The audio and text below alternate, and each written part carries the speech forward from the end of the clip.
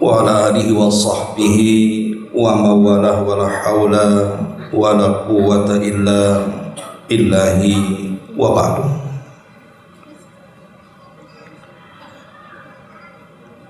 Alhamdulillah, segala puja dan puji hanya milik Allah Subhanahu wa ta'ala.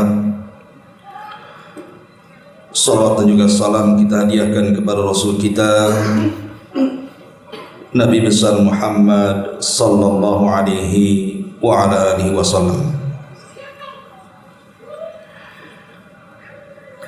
Lanjutkan kembali kajian kita, masih membahas tafsir singkat dari surah Al-Mulk,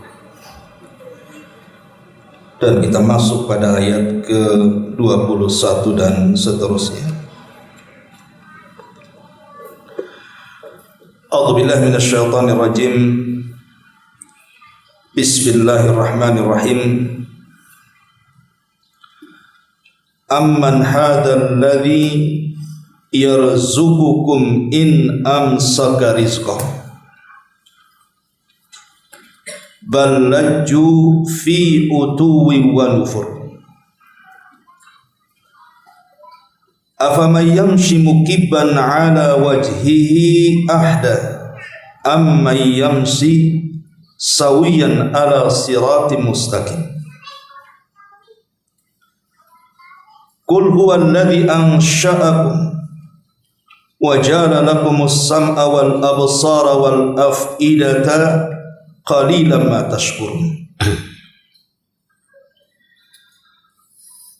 Atau siapakah yang dapat memberimu rezeki jika dia menahan rezekinya? Sebaliknya mereka malah terus-menerus dalam kesombongan dan menjauhkan diri dari kebenaran. Apakah orang-orang yang berjalan dengan wajah tertelungkup itu lebih mendapatkan petunjuk, atau orang-orang yang berjalan tegap di atas jalan yang lurus? Katakanlah, Dia adalah Zat yang menciptakan dirimu dan menjadikan bagimu pendengaran, penglihatan dan hati nurani. Akan tetapi sedikit sekali kalian bersyukur. Ma'asyiral muslimin wal muslimat yang dimuliakan Allah Subhanahu wa ta'ala, pada ayat surah Al-Mulk 21 dan ayat sebelumnya 20, amman hadzal ladzi huwa jundul lakum yansurukum min dunir rahman inil kafirun illa fi ghurur. Ataukah siapakah yang akan menjadi bala tentara bagimu yang dapat menolongmu selain daripada Allah yang Maha Pengasih? Orang-orang kafir itu tidak lain hanyalah dalam kondisi tertipu. Ayat 20 dan 21 ini ada faedah besar bagi kita, ma'asyiral muslimin yang dimuliakan Allah Subhanahu wa ta'ala, bahwa kebahagiaan manusia itu porosnya di dua perkara. Yang pertama, al-mana'atu, dan yang kedua ar-rizqu. Apa itu mana'ah dan apa itu rizki? Adapun mana'ah maksudnya adalah seseorang tercegah dari perasaan takut. Dengan kata lain, seseorang diberikan keamanan oleh Allah Subhanahu wa ta'ala.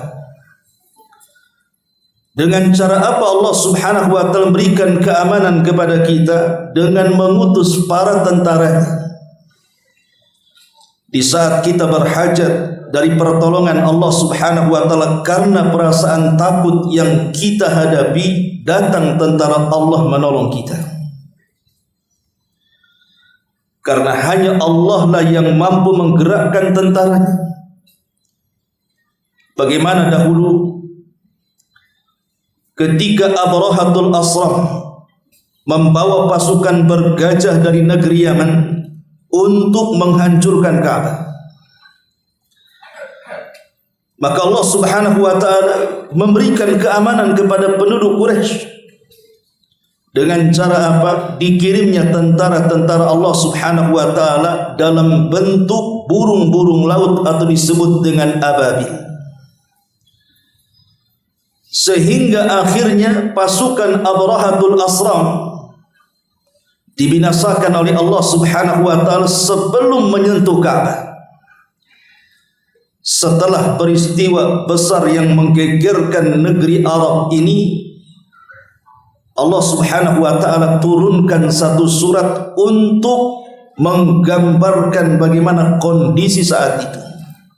Alam tara kaifa fa'ala rabbuka bi ashabil fil alam yaj'al kaidahum fi tadlil wa arsala alaihim tayran ababil tarmihim bihijaratin min sijil faja'alahum ka'asfin ma'kul.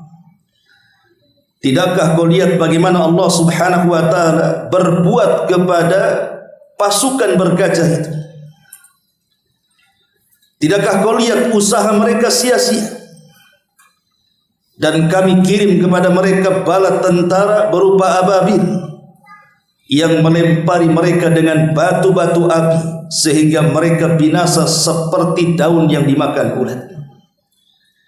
Setelah peristiwa ini Allah Subhanahu wa taala berikan nikmat besar kepada penduduk Arab, li'ila fi Quraisyin ila fihim rihlatash syita'i was-saif. Di mana penduduk Arab diberikan nikmat berupa keamanan. Dengan keamanan itu mereka bisa rihlah, melakukan perjalanan, berniaga ke Yaman dan ke Syam di musim dingin dan panas. Kemudian Allah Subhanahu wa taala menjelaskan falya'bud rabb hadzal bait. Oleh karena itulah sembahlah pemilik Rabb al-bait, maksudnya Ka'bah, yang telah menjadikan orang-orang itu dari kelaparan menjadi kenyang dan dari rasa takut menjadi aman. Falya'bud alladzi at'amahum min ju'in wa amanahum min khauf. Dalam ayat ini ada dua nikmat yang Allah berikan kepada kita. At'amahum min ju' artinya rizki, wa amanahum min khauf artinya al-mana'ah. Di mana Allah Subhanahu wa taala memberikan keamanan, dan rizki juga sangat tergantung dengan keamanan. Orang kalau aman senang dia cari rizki, tapi kalau orang tidak aman akan sulit bagi dia cari rizki. Ma'asyiral muslimin wal muslimat rahimani wa rahimakumullah. Ini nikmat yang pertama, nikmat aman. Walaupun aman sendiri memang bagian daripada rizki. Makanya dalam sebuah hadis Nabi SAW mengatakan, man asbaha minkum aminan fi sirbihi mu'afan fi jasadihi indahu qutu yaumihi faka'annama hizat lahu dunya. Kata Nabi SAW, barang siapa yang di pagi hari dia terbang, dia merasa aman dalam keluarganya, kemudian dia merasa sehat dalam jasadnya, kemudian ada yang bisa dimakan dalam kehidupannya, seolah-olah dunia ada di genggamannya. Di sini Nabi SAW mendahulukan aman sebelum makan. Karena memang aman itu nikmat yang paling besar yang Allah anugerahkan kepada kita. Makanya bagaimana Nabi Ibrahim alaihi salatu wassalam sampai berdoa kepada Allah, Rabbi ij'al hadza baladan amina. Ya Allah, jadikan negeri Mekah itu negeri yang aman. Itulah permintaan Nabi Ibrahim alaihi salatu wassalam. Kenapa demikian? Pertama, karena dengan aman memudahkan orang cari kekayaan, dan dengan aman pula seseorang bisa beribadah kepada Allah Subhanahu wa taala. Ma'asyiral muslimin wal muslimat rahimakumullah. Makanya kenapa keamanan itu sesuatu yang dihajatkan manusia. Lihat bagaimana kisah Nabi Yusuf alaihi salatu wassalam. Ketika ayahnya Yakub kemudian hendak datang dari Palestina ke Mesir, maka Nabi Yusuf digambarkan dalam Al-Quran mengatakan udkhulu Misra insyaallahu aminin. Masuklah kalian ke negeri Mesir ini insyaallah, jika Allah berkehendak maka kalian akan aman di sini. Karena memang keamanan itu yang dicari semua orang, dan keributan itu sesuatu yang dihindarkan manusia. Ma'asyiral muslimin rahimani wa rahimakumullah. Tentu mendapatkan keamanan itu tidak mudah. Harus ada cara-caranya. Para ulama menyebutkan 3 perkara kalau ingin mendapatkan aman dari Allah Subhanahu wa taala. Pertama, syukurilah nikmat aman itu. Karena Allah Subhanahu wa taala mengatakan la in syakartum la azidannakum wa la in kafartum inna adzabi lasyadid. Kalau kalian syukur, kami tambah keamanan kalian, kami tambah rizki kalian. Tapi kalau kalian ingkar, maka azabku sangat pedih. Kemudian yang kedua, wujudkan tauhid dalam kehidupan kita. Karena Allah Subhanahu wa taala mengatakan wa'adallahu alladhina amanu minkum wa 'amilus salihati la yastakhlifannahum fil ardi kama istakhlafal ladzina min qablihim wa la yumakkinanna lahum dinahum alladzi irtadha lahum wa la yubaddilannahum min ba'di khaufihim amna. Syahidnya di sini Allah telah menjanjikan kepada orang-orang yang beriman dan beramal saleh bahwa kami akan menggantikan kepada mereka setelah perasaan takut keamanan. Syaratnya ya'budunani wa la yusyrikuna bi syai'an. Sembah aku dan jangan sekutukan aku. Kalau ingin mendapatkan keamanan dari Allah Subhanahu wa taala, aman dari azab Allah Subhanahu wa taala, aman dari musuh-musuh Allah Subhanahu wa taala, tauhidkan Allah.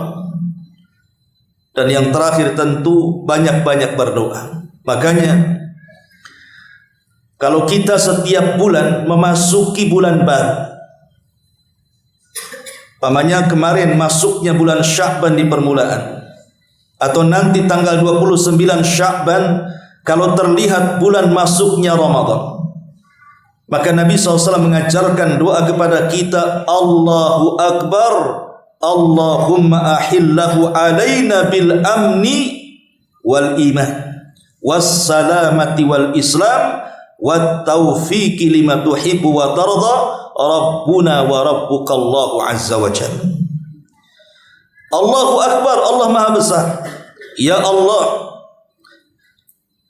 Engkau sudah menampakkan hilal kepada kami, maka berikanlah kepada kami bil amni keamanan, wal iman dan keimanan, was salamati wal islam keselamatan dan juga Islam, wat taufiq lima tuhibbu wa tarda dan taufik darimu apa yang kau cintai dan kau ridhai, Rabb kami dan Rabbmu Allah Subhanahu wa ta'ala.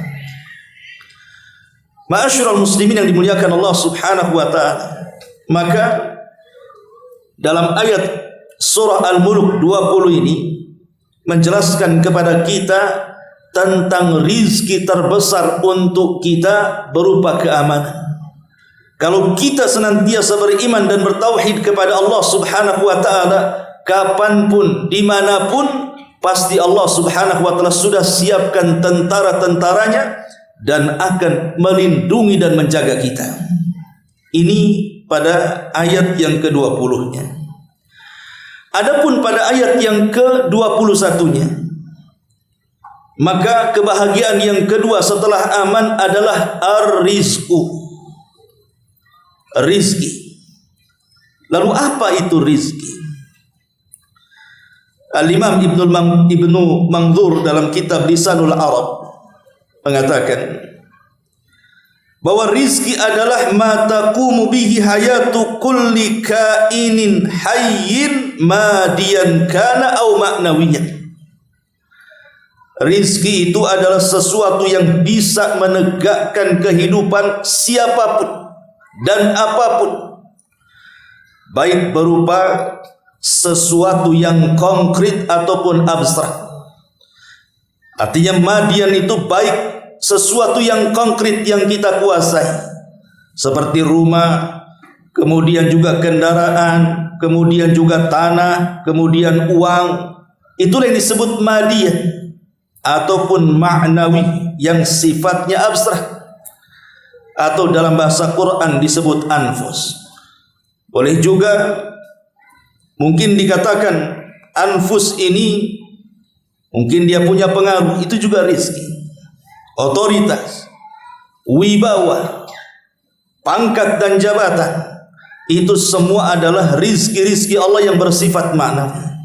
Dengan kata lain bahwa rizki itu adalah karunia dan juga pemberian Allah Subhanahu wa ta'ala, baik berupa sesuatu yang tampak ataupun yang tidak tampak. Ma'asyiral muslimin yang dimuliakan Allah Subhanahu wa ta'ala, di dalam ayat ini Allah Subhanahu wa ta'ala memberikan ancaman kepada kita soal rizki ini, bahwa siapa yang bisa mencegah rizki kecuali Allah Subhanahu wa ta'ala, dan siapapun yang dicegah rizkinya oleh Allah Subhanahu wa ta'ala, maka satu dunia tidak ada yang sanggup untuk memberikan rizki kepadanya, karena rizki itu hak mutlak milik Allah Subhanahu wa ta'ala.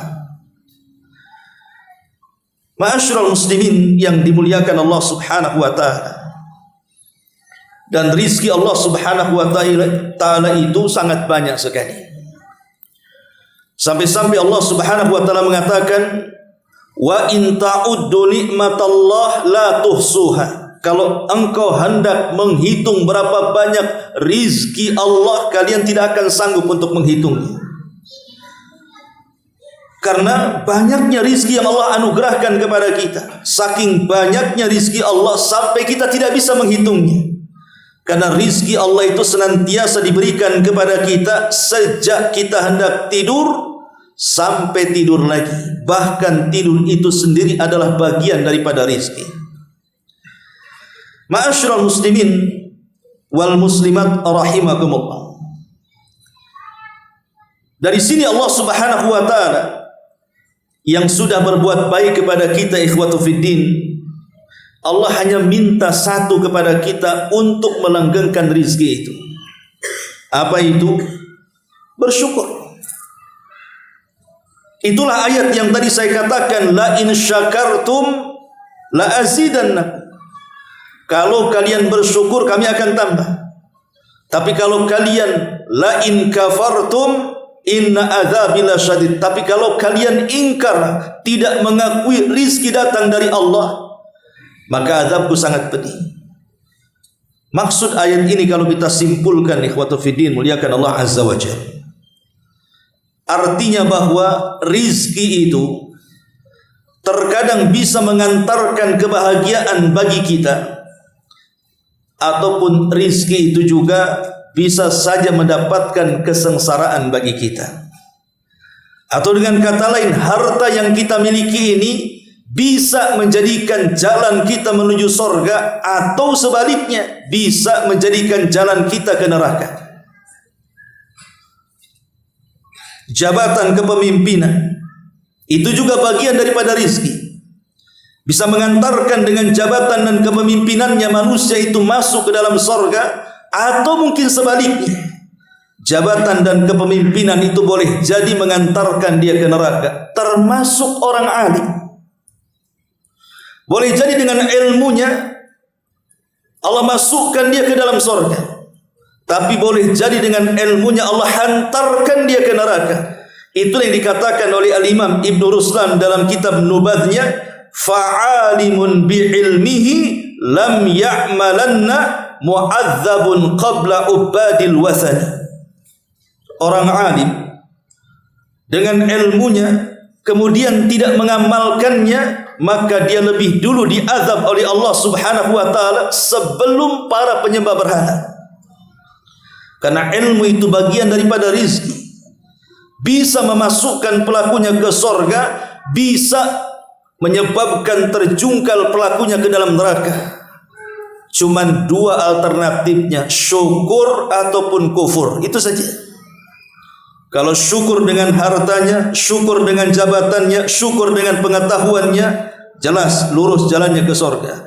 Tapi kalau seandainya dia ingkar dengan hartanya, dia ingkar dengan jabatannya, dia ingkar dengan ilmu dan pengetahuannya untuk menyelisihi zat pemberi nikmat, maka silahkan tempat duduknya ke neraka.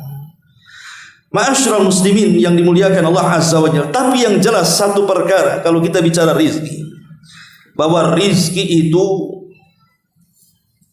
adalah sarana. Rizki itu adalah sarana. Dia bukan tujuan. Atau dengan kata lain, rizki itu alat, bukan tujuan utama. Karena kebanyakan manusia itu membalik mana tujuan dan mana sarana. Harusnya seseorang itu bisa mengendarai rizkinya, bukan dikendai rizkinya, atau mengendarai hartanya, bukan dikendarai hartanya, atau menguasai dunianya, bukan dikuasai dunianya. Tapi kebanyakan manusia justru terbalik. Harta, jabatan, pangkat, pengetahuan, ternyata itu yang menguasai dan tidak dijadikan sebuah alat dan juga wasilah untuk mendapatkan kebahagiaan dunia dan akhiratnya. Ini yang banyak terjadi ikhwatu fiddin yang dimuliakan Allah Subhanahu wa taala. Lalu apa tujuannya?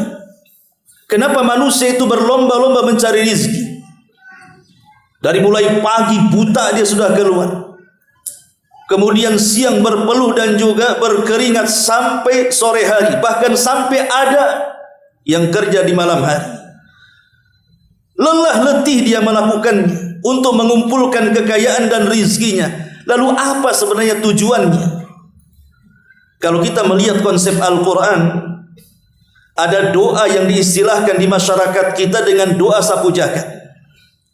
Karena seluruh doa-doa Nabi SAW itu tercakup dalam doa ini. Namanya sapu jagat, nyapu jagat. Jagat disapu, bayangkan. Mana caranya itu? Doa apa itu? Rabbana atina fid dunya hasanah wa fil akhirati hasanah wa qina adzabannar. Ya Rabb, berikanlah kepada kami dunia yang baik. Artinya kebahagiaan dunia. Wa fil akhirati hasanah, dan akhirat yang baik, artinya kebahagiaan akhirat. Dan hindarkan kami dari azab yang sangat pedih kepada kami. Dari sini kita tahu bahwa dengan kekayaan yang sudah kita dapatkan, dengan rizki yang sudah kita raih, dengan uang yang sudah kita kumpulkan, sebenarnya tujuannya cuma dua. Ada yang disebut dengan tujuan jangka pendek, ada yang disebut dengan tujuan jangka panjang. Adapun tujuan jangka pendek itulah yang disebut dalam doa ini, Rabbana atina fid dunya hasanah. Ya Allah, berikanlah kebahagiaan dunia bagi kami. Jadi harta itu gunanya untuk mendapatkan kebahagiaan dunia. Tetapi walaupun demikian, Allah Subhanahu wa taala ingatkan dalam Al-Qur'an, wabtaghi fima ataqallahu daral akhirah wa la tansa nasibaka minad dunya. Dan carilah apa yang telah dianugerahkan Allah kepadamu tentang kebahagiaan negeri akhirat, dan jangan kamu lupakan kebahagiaan kamu atau kenikmatan kamu di dunia. Boleh kita mencari rizki untuk mencari kebahagiaan dunia. Anda boleh juga membangun rumah yang bagus, membeli kendaraan yang mewah, membeli tanah yang luas, mengumpulkan harta dan begitu seterusnya.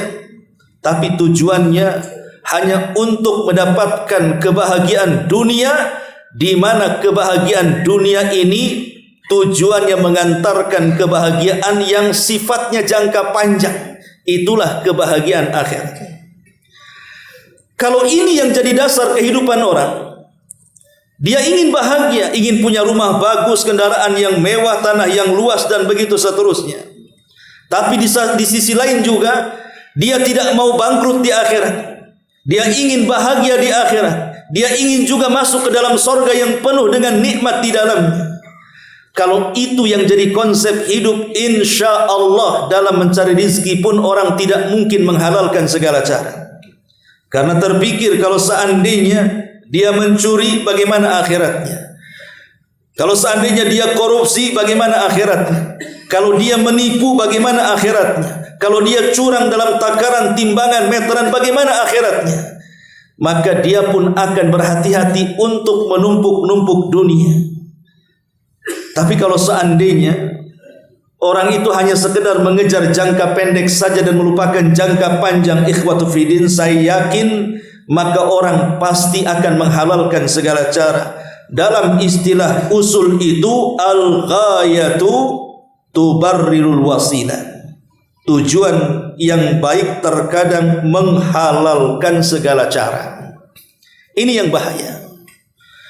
Inilah yang disabdakan Nabi SAW 14 abad yang silam.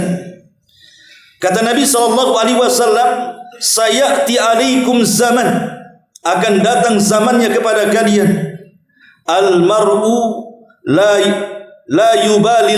yubalil mar'u bima akhadal ma, di mana seseorang tidak akan peduli dengan cara apa dia mencari harta. Apakah dia cari dengan cara yang halal ataukah dengan cara yang haram? Manusia sudah tidak perlu di akhir zaman itu.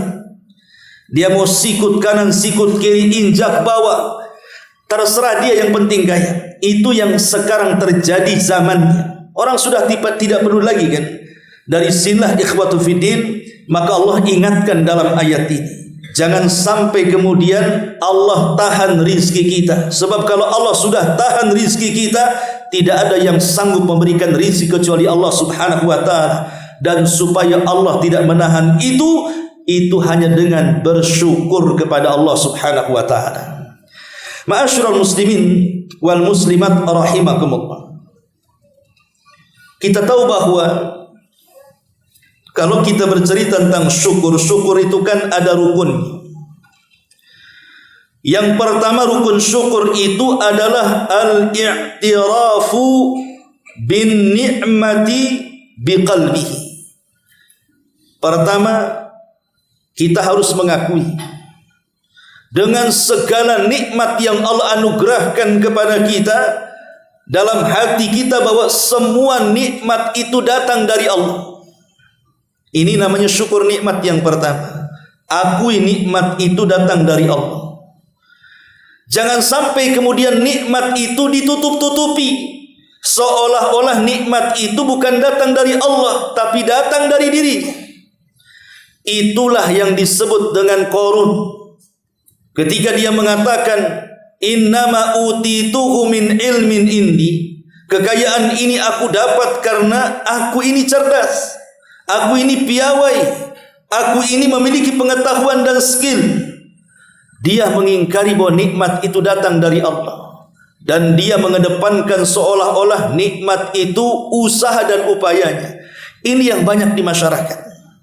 Terkadang ada orang-orang yang sitru ni'amillah, berusaha menutupi nikmat itu seolah-olah bukan datang dari Allah, tapi seolah-olah dia yang mengupayakannya. Padahal Allah mengatakan, wa ma min dabatin fil ardi illa 'alallah rizquha. Tidak ada binatang yang melata di permukaan bumi kecuali Allah yang kasih rizki kepadanya. Maka jangan tutup-tutupi nikmat itu dari Allah. Contohnya seperti apa? Seperti perkataan Qarun tadi. Kalau seandainya ada pertanyaan datang kepada kita, Anggap saja mungkin kita ini orang kaya. Kemudian ditanya, dari mana Pak kekayaannya? Dari mana Bu kekayaannya? Kemudian dia mengatakan, ya hasil kerja saya, hasil usaha saya, hasil jerih payah saya, hasil keringat saya. Kata-kata ini langsung ataupun tidak langsung sudah menutupi nikmat Allah. Harusnya jawabannya bukan seperti itu. Kalau Anda ditanya kenapa Anda kaya, maka kita jawabannya, ini adalah rizki yang Allah anugerahkan kepadaku. Itulah jawaban Nabi Sulaiman alaihi salatu wassalam ketika Allah subhanahu wa ta'ala memberikan segala macam nikmat kepada Nabi Allah Sulaiman. Dan ketika itu Nabi Sulaiman di atas puncak karirnya, dia tidak mengakui bahwa rizki itu hasil jerih payah dia.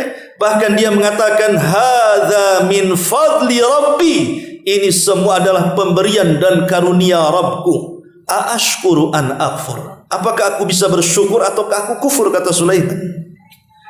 Itulah konsep yang pertama, akui nikmat ini datang dari Allah. Jangan kemudian sok-sokan bahwa seolah-olah wajar saya kaya karena saya sekolah, karena saya doktor, karena saya profesor, karena saya pejabat, karena saya menteri, karena saya presiden. Tidak ada urusannya rizki dengan jabatan-jabatan itu, dengan pendidikan yang mentereng itu tidak ada urusannya. Banyak orang tidak pernah sekolah juga kaya. Banyak orang yang tidak memiliki pangkat dan jabatan juga mereka kaya. Karena kekayaan itu datang dari Allah. Allah akan memberi kekayaan itu kepada siapa yang dikehendakinya, bukan kehendak manusia. Ma'asyiral muslimin, ini yang pertama. Jangan tutup-tutupin nikmat Allah. Atau contoh lainlah yang mudah. Kalau seandainya kita ini sedang naik motor, kemudian datanglah tuh lori, hampir nabrak kita. Tapi karena kita posisinya dibonceng, yang nyetir kawan kita, karena dia punya kepiawaian nyetir, dia bisa dengan keahliannya menghindari lori yang mau nabraknya. Tiba-tiba dia mengatakan, untung kamu pintar nyetir. Coba kalau kau tak pandai nyetir, habis kita dilanggar lori itu. Ini kufur nikmat kalimat seperti ini. Harusnya kata-kata itu tidak terucap, tapi yang diucapkan harusnya dia mengatakan, kalau bukan karena Allah yang menyelamatkan kita dan kemudian keahlian kamu dalam menyetir, habis kita masuk kolong lori itu. Harusnya kan seperti itu. Jangan lupakan Allah dalam setiap nikmat. Jangan tutup-tutupi Allah dalam nikmat, karena rukun syukur itu mengakui nikmat datang dari Allah dengan hatinya. Yang kedua, at-tahadduts biha was-sana' 'alal mun'im. Berusaha untuk mengeluarkan kata-kata dengan cara memuji zat yang telah memberikan nikmat kepada kita. Itulah yang disebut dengan syukur qauli namanya. Kita berterima kasih kepada Allah subhanahu wa ta'ala. Ya Allah, saya berterima kasih, Engkau sudah memberikan rumah kepadaku, sudah memberikan kesehatan kepadaku, sudah memberikan keluarga yang soleh dan soleha kepadaku, sudah melancarkan usahaku, dan begitu seterusnya. Katakan alhamdulillah. Segala puja dan puji hanya milik Allah yang telah menganugerahkan nikmat itu kepada kita. Dan yang terakhir ini yang paling penting, taskhiruha fi ta'ati musaddiha wal mun'im biha. Berusaha mengarahkan nikmat yang Allah anugerahkan kepada kita dengan tidak menyelisihi zat yang telah memberikan nikmat kepada kita. Gunakan nikmat itu di jalan Allah, bukan dalam rangka menyelisih Allah. Gunakan nikmat rizki itu di dalam ketaatan, bukan dalam kemaksiatan kepada Allah Azza wa Jalla. Ini syukur nikmat yang terakhir. Karena ada sebagian ulama ketika mengartikan syukur itu artinya seseorang bersyukur dengan ucapannya dan bersyukur dengan perbuatannya dengan cara tidak menyelisihi nikmat itu dipergunakan kepada zat yang telah memberikan nikmat kepadanya. Diberikan lisan ngomong sengomong-ngomongnya, diberikan pandangan memandang sepandang-pandangnya, diberikan telinga mendengar sedengar-dengarnya, diberikan perut mengisi dengan seisi-isinya. Tidak bisa main seperti itu, karena dalam memandang juga ada batasannya, dalam mendengar juga ada batasannya, dalam bicara juga ada batasannya, dalam hal-hal yang masuk ke dalam perut kita juga ada batasannya. Semua ada batasannya. Lah batasan-batasan itulah bentuk syukurnya kita kepada zat yang telah memberikan nikmat kepada kita. Diberikan mata itu sebuah nikmat, tetapi pandanglah dengan pandangan yang sesuai dengan yang diinginkan zat pemberikan nikmat. Mandang kepada yang dihalalkan, bukan mandang kepada yang diharamkan. Mendengar kepada yang dihalalkan, bukan mendengar kepada yang diharamkan. Begitu juga bicara. Hati-hati dalam bicara. Bicaralah sesuatu yang disukai Allah, jangan bicara dengan sesuatu yang dibenci Allah Subhanahu wa taala, ataupun memasukkan sesuatu kepada perut. Batasi yang baik dan halal saja, yang tidak baik dan haram jangan dimasukkan ke dalam perut kita. Itu rukun nikmat yang ketiga. Artinya kita arahkan nikmat-nikmat itu kepada tujuan yang dikehendaki zat pemberi nikmat kepada kita. Ma'asyiral muslimin wal muslimat rahimakumullah. Adapun buah daripada syukur sendiri, kita tahu bahwa syukur itu sifatnya seorang mukmin. Kalau kita seorang mukmin, maka sifat ini harus melekat pada badan kita. Sebagaimana sabar harus melekat pada badan kita, maka syukur pun juga sama. Makanya ada hadis Nabi mengatakan, ajaban li amril mu'min. Sungguh mengherankan tuh urusannya orang yang beriman itu. Kalau diberikan musibah dia sabar, kalau diberikan nikmat dia bersyukur. Dua-duanya baik bagi seorang mukmin. Kata Nabi SAW, fakana khairan lahu. Semuanya baik bagi dia. Ini yang pertama, bahwa samaratus syukri, buah daripada syukur. Dengan syukur itulah menampakkan bahwa kita ini seorang yang beriman. Yang kedua, syukur itu menyebabkan redha Allah kepada hambanya. Allah mengatakan dalam surah Az-Zumar ayat 7, wa in tashkuru yardahu lakum.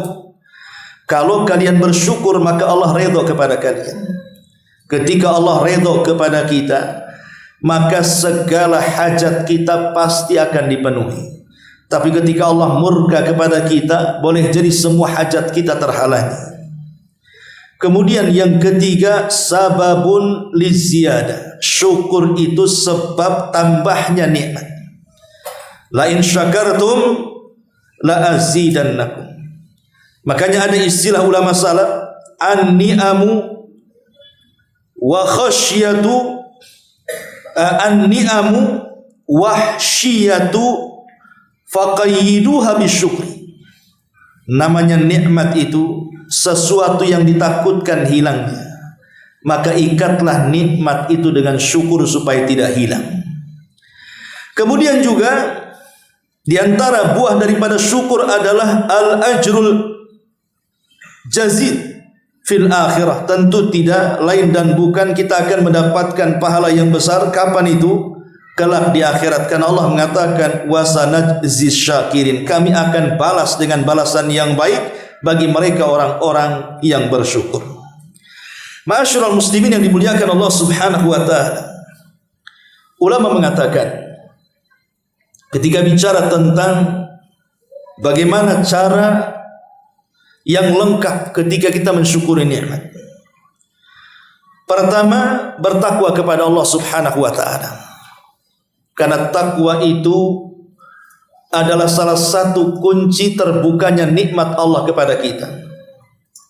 Allah yang mengatakan dalam Al-Quran, di mana kalau kita bertakwa kepada Allah Subhanahu wa taala, wa man yattaqillaha yaj'al lahu makhraja wa yarzuqhu min haitsu la yahtasib.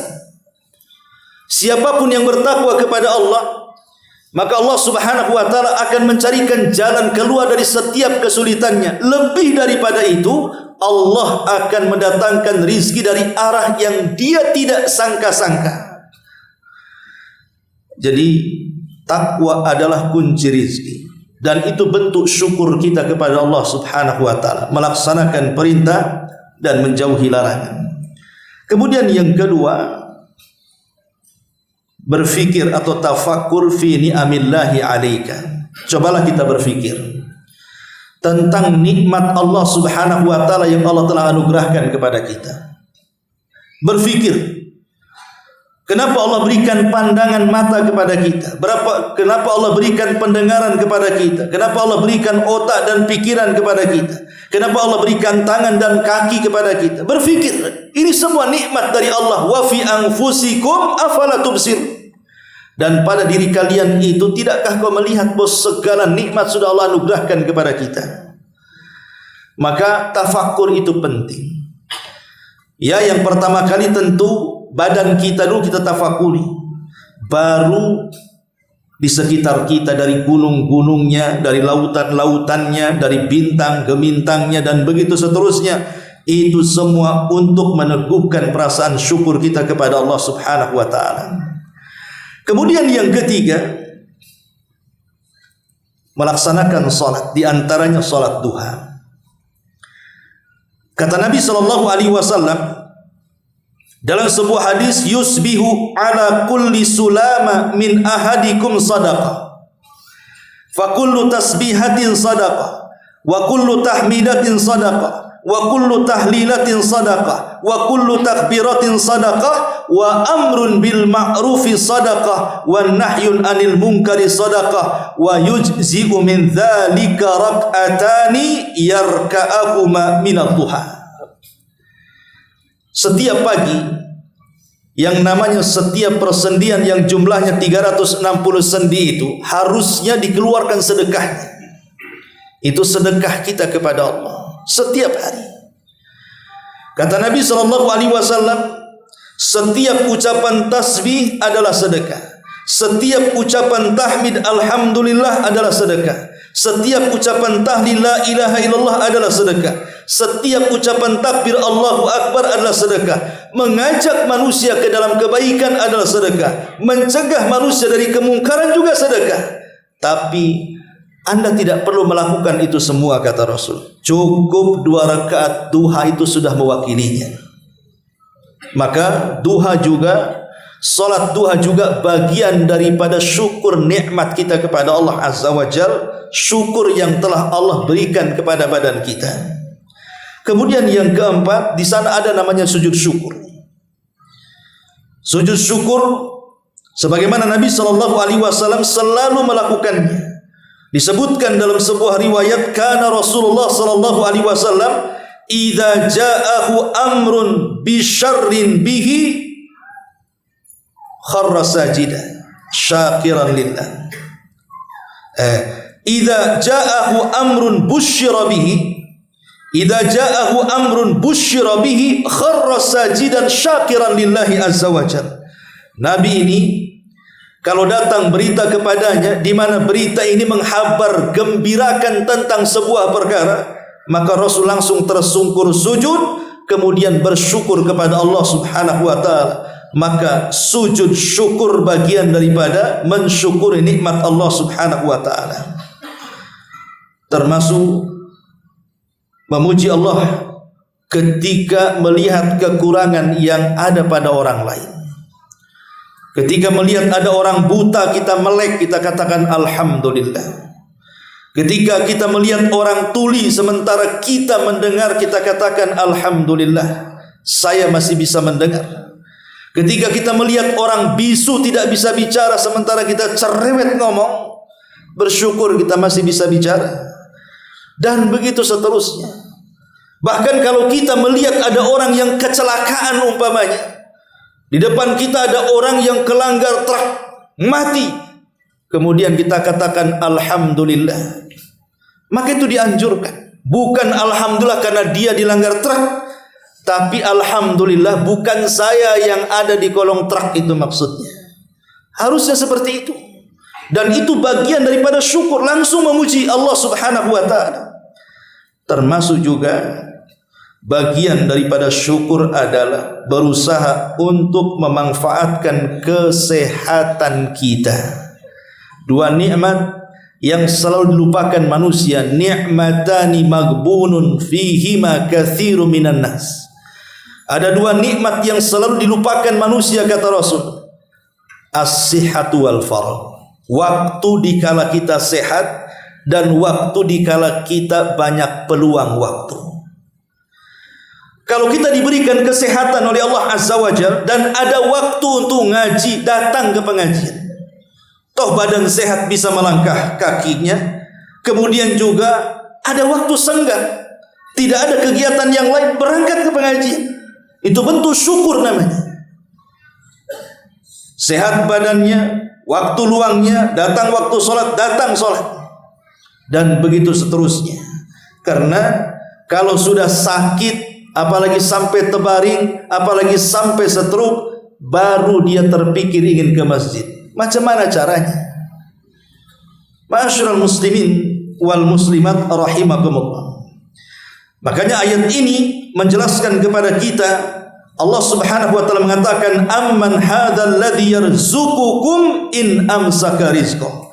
Siapa yang dapat memberikan rizki kepadamu jika dia menahan rizki yang Allah Subhanahu wa taala anugerahkan kepada kita. Ikhwatu fiddin yang dimuliakan Allah Subhanahu wa taala. Kita tahu bahwa ada 3 poin yang harus kita pahami soal rizki Allah itu. Pertama, bahwa Ar-Razzaqu huwallah. Pemberi rizki itu hanya Allah semata. Tidak ada yang memberikan rizki selain daripada Allah Azza wa Jalla. Jangan mencari rizki datang ke kuburan, meminta-minta kepada pemilik kuburan. Ya wali fulan, ya syekh fulan, berikanlah usaha yang lancar kepadaku, berikanlah jodoh yang bagus untukku, berikanlah jabatan yang sedang kami usahakan dan upayakan. Pemilik kuburan tidak akan berikan rizki. Maka yakini bahwa rizki itu datang dari Allah. Jangan datang ke dukun, percaya dengan tanggal dan jimat. Itu semua bualan mbah dukun. Kalau memang dukun itu bisa memberikan mantra kekayaan, ngapain dia jual mantra itu kepada orang lain? Bagus dia aja hari-hari mantrain dirinya supaya dia kaya. Ini yang pertama. Yang kedua, ar-rizqu maqsumun maktubun min indillah qabla an tukhla. Bahwa rizki itu sudah dibagi-bagi, bahkan sudah dicatat di sisi Allah sebelum kita diciptakan 50.000 tahun. Sebelum langit dan bumi diciptakan pun. Supaya kita ini tidak merasa sedih ketika Allah uji dengan kefakiran, tidak merasa sombong ketika diuji dengan kekayaan. Karena dua-duanya adalah ujian dari Allah. Wa nabluukum bisyarri wal khairi fitnah. Kami akan uji kalian dengan yang buruk dan juga dengan yang baik. Tapi banyak orang-orang yang tidak lulus ketika diuji dengan ketidakbaikan. Saya belum pernah mendengar ada orang yang mengeluh, Ustaz, saya kena musibah. Musibah apa? Uang saya banyak 1 hektar. Pernah dengar ada orang kaya bilang kekayaannya punya musibah? Adalah mungkin ulama-ulama dulu ya kan. Seperti Imam Ahmad diberikan uang banyak, dia pun sedih. Sampai istrinya mengatakan, apakah ada orang mati kau mengatakan innalillahi wa inna ilaihi rajiun ya Imam? Tidak. Justru uang ini lebih bahaya dibandingkan kematian. Itu 1-2 yang mengatakan seperti itu.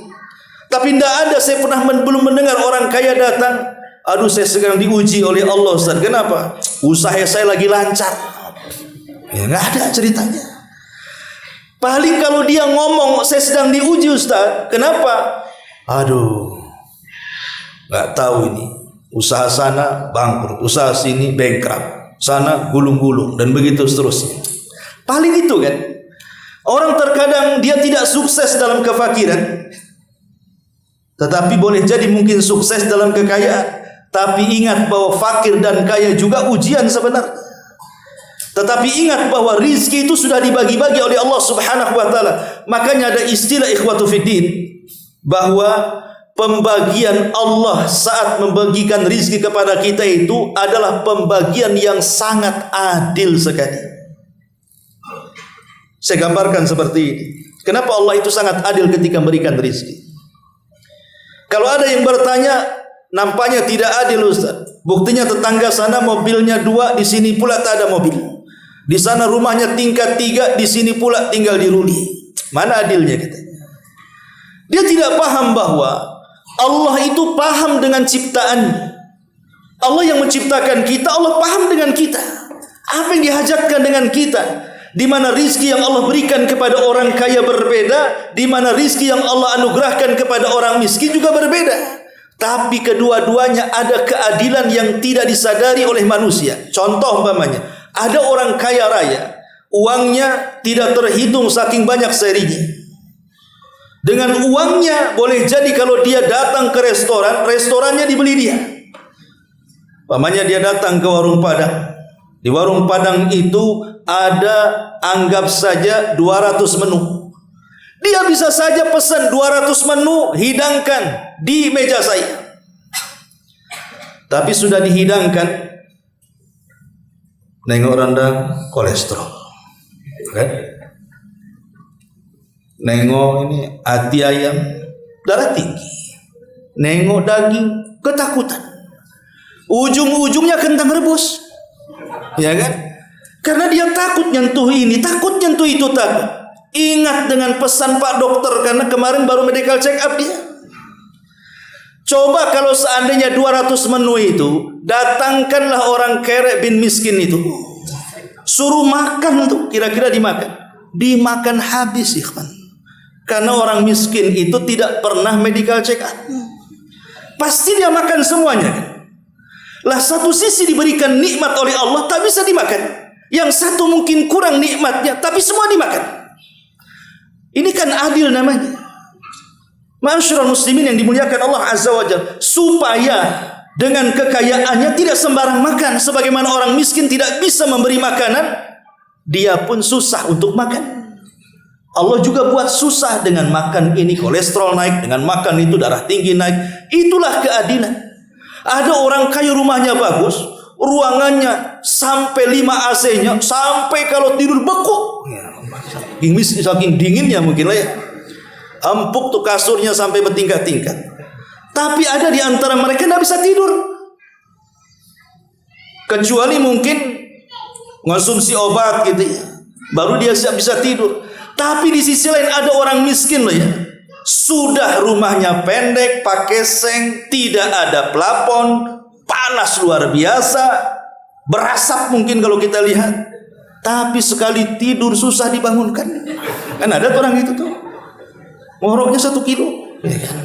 Lah ini kan pembagian rizki sebenarnya. Ada sisinya orang kaya tak bisa tidur nyenyak, si miskin pula nyenyak kali tidurnya. Di sini menunjukkan bahwa rizki itu sudah dibagi-bagi seadil mungkin oleh Allah Subhanahu wa taala. Ini yang harus dipahami tentang masalah rizki. Kemudian yang ketiga, bahwa ar-rizqu mahtum lil khalqi lam yanqus. Bahwa rizki itu akan terus mengalir, dan Allah tidak akan mengurangi rizki yang sudah ditetapkan kepada hambanya sejak dituliskan di Lauhil Mahfuz. Makanya ada istilah bahwa seseorang tidak mungkin mendapatkan ajalnya sampai rizki mengejarnya. Sudah isya? Sudah isya. Wallahu a'lam. Ini yang bisa sampaikan, mudah-mudahan ada manfaatnya. Subhanallahi wa bihamdika, asyhadu an la ilaha illa anta, astaghfiruka wa atubu ilaik. Allahu ta'ala alam.